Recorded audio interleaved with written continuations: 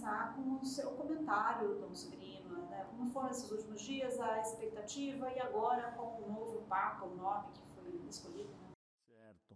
Mais uma vez, o mundo é surpreendido com um nome diferente daquele que foi tanto especulado, né?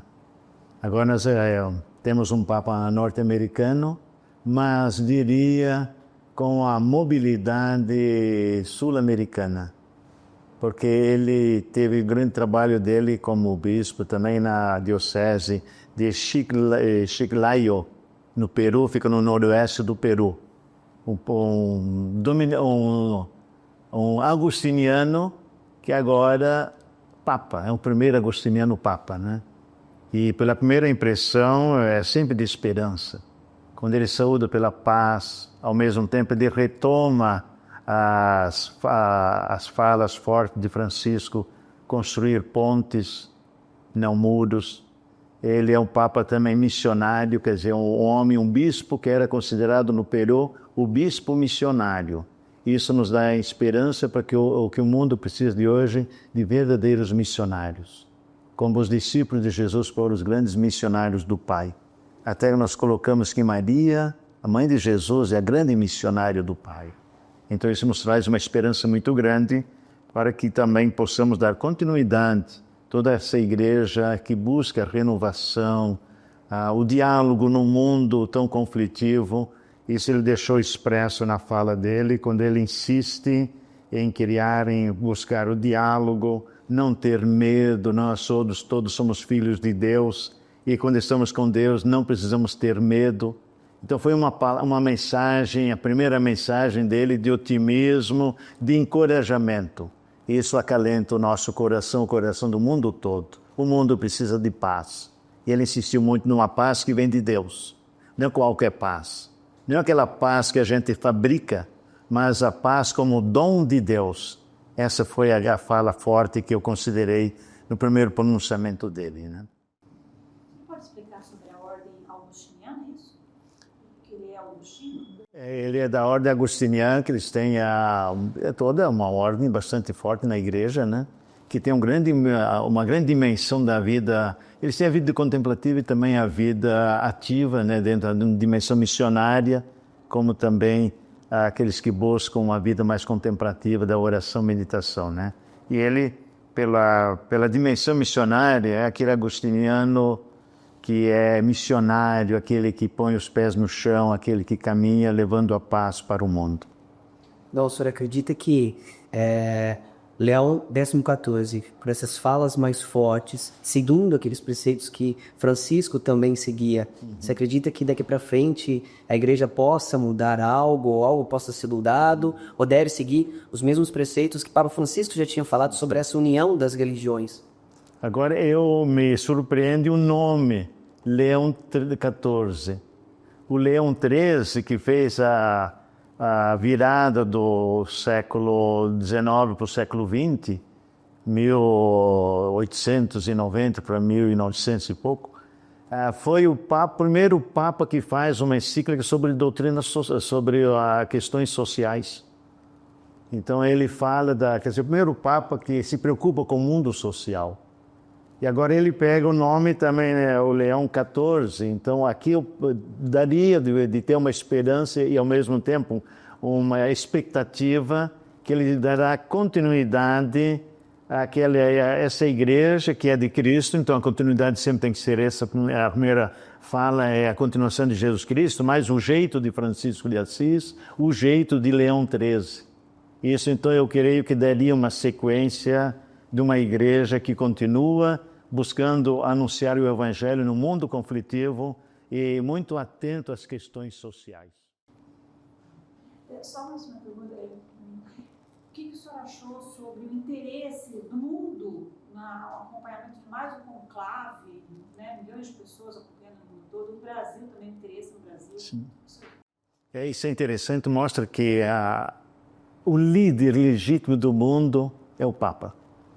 O mundo todo, mesmo quem não é católico, também fica atento. O que será o Papa? Então é uma figura muito forte. E o mundo de hoje precisa de um líder. Hoje o mundo precisa de nós. Se nós olharmos os líderes das nações, dos nossos governos, não temos um líder que tem expressão como tem o Papa Francisco. Agora, e o mundo esperando, nessa expectativa, quem será esse próximo líder? E esse próximo líder, ele deu dicas que nos dá esperança, que continuará a dar respostas ao mundo que busca soluções, o mundo que busca o afago, o carinho, a ternura, o mundo que busca Deus, porque em Deus está a paz. A paz vem de Deus e não das armas do mundo, né? Então, por isso, eu acredito que o mundo todo está numa expectativa grande.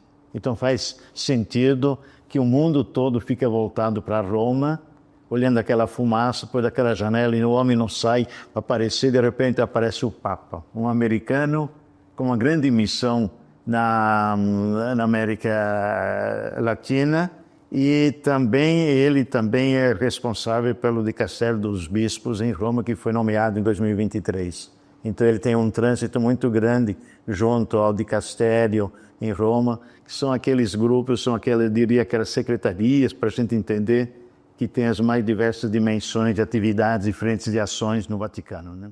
O senhor acredita que, pelo perfil desse novo Papa, né, falando sobre, analisando o perfil de Francisco, o perfil do Papa Leão XIV, o senhor acredita que daqui para frente ele possa mudar algo que Francisco já deixou especificado para a Igreja Católica?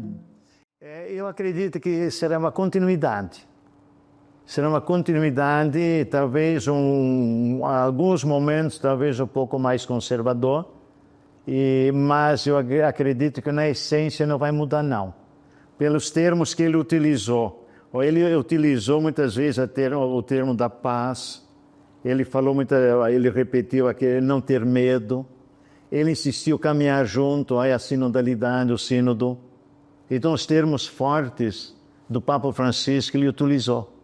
Então, isso nos dá esperança e agora é rezar para que de fato isso aconteça, né? É tudo muito novo, tudo muito em cima e vamos aguardar e rezar para que de fato a Igreja continue sendo um sinal do amor de Deus no mundo. E o Papa tem essa missão, de ser a continuação do sinal do amor de Deus no mundo. E por isso ele insistiu muito com Pedro, o primeiro Papa. Pedro, tu me amas mais do que os outros? A insistência de Jesus com São Pedro significa esqueça os pecados para trás, porque ele negou a Jesus e agora é vida nova. Assim nós também vamos ter, agora é evidente, vai ter uma grande especulação sobre a vida do Robert Francisco Prevost, que é agora o Papa Leão XIV. Então vai ter muita especulação. Mas vamos acreditar que o Espírito Santo acredita e como Pedro, agora ele ama para valer e deu sua vida. E deu sua vida pela Igreja, por Jesus Cristo, né? Então agora nós com o novo Papa, a Igreja, nós nos renovamos também com esperança e a Igreja, o mundo cristão, o mundo inteiro, as outras religiões, nós somos chamados a também renovar a esperança pela paz, buscar novamente as forças construtoras da paz no mundo inteiro. E a paz se constrói a partir de baixo para cima, a partir dos que mais estão machucados, os mais que estão desprezados, ignorados. Esses devem ser acolhidos em primeiro lugar, porque eles são os que gritam, o mundo precisa paz. E essa paz foi Jesus também que nos traz quando ele começa o grande sermão dele, o Sermão da Montanha, bem-aventurados os pobres em espírito. E também quando ele faz a sua pregação como do juízo final, aquilo que vale para valer. Eu estive com fome, deste de comer. Estive nu e me vestisse, preso, me fosse visitar. Então esta é a dimensão que deve dinamizar a nossa igreja. E o Papa, agora Leão XIV, ele tem essa missão de garantir o mandato de Jesus Cristo para que no juízo final nós possamos chegar com as mãos abertas, dizendo tudo que nós fizemos. Pregamos a justiça, acolhemos os machucados e demonstramos que o mundo deve ser fraterno, deve ser solidário e não apenas para algumas elites de algumas minorias, mas sim o mundo é a casa de todos nós.